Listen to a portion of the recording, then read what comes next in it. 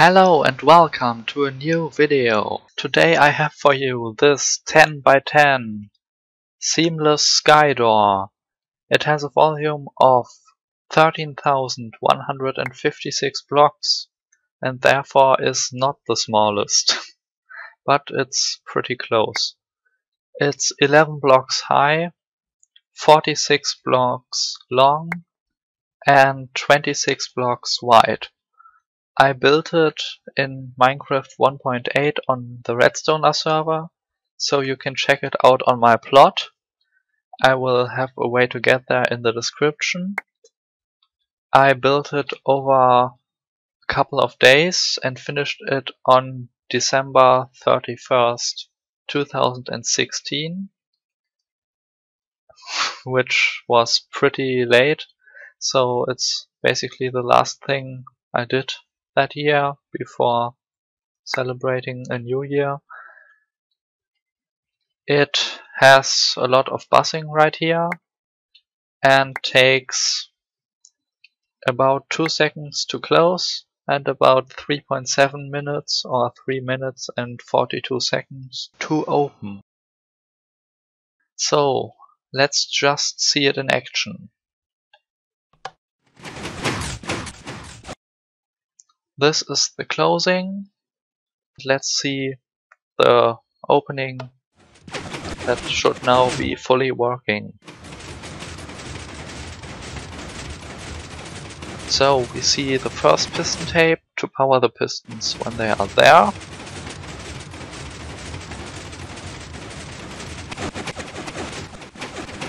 And now we don't see the second piston tape, but it's just behind the pistons to power them in this position.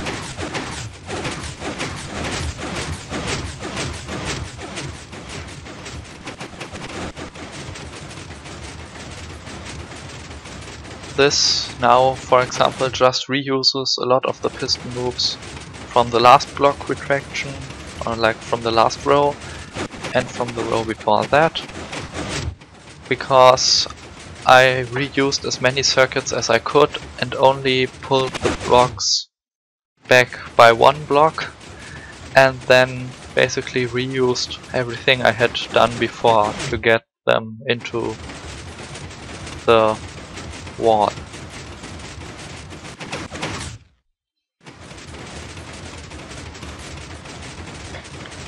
This is all very interesting.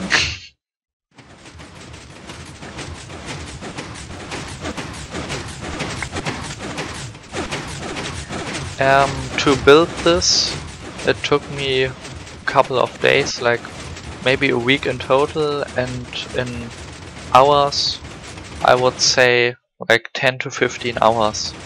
I didn't count them really, so that's just my impression. Now this, for example, also uses one circuit twice. First it uses it to push the pistons forward with those blocks, then pulls the blocks back and exchanges them for redstone blocks, which you see now, and then it uses the same thing again to push the redstone blocks into the pistons to make them extend, then pulls them back and replaces them with quartz blockets again.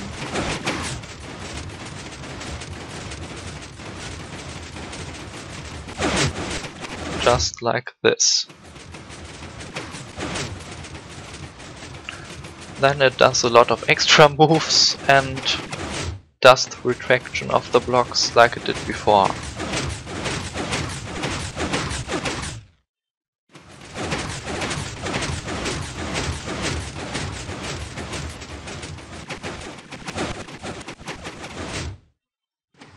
From this point onwards it's just the fourth retraction, the third, the second and the first again. And in the end there's one final move.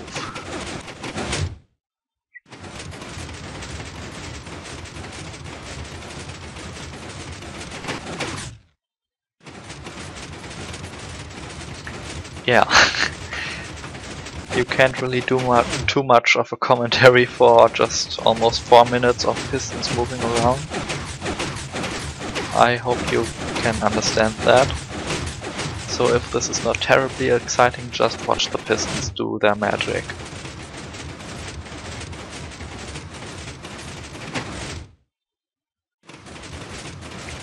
At one point while building this, I actually forgot how my layout was supposed to work and thought it was impossible and gave up, but then I slept a night and remembered how to do it again, so that was pretty bad, but at least I found out that it was not impossible and finished it. We have sextuple extenders right here. One block gets pulled down with those pistons, and 3 blocks get pushed up here with a triple extender.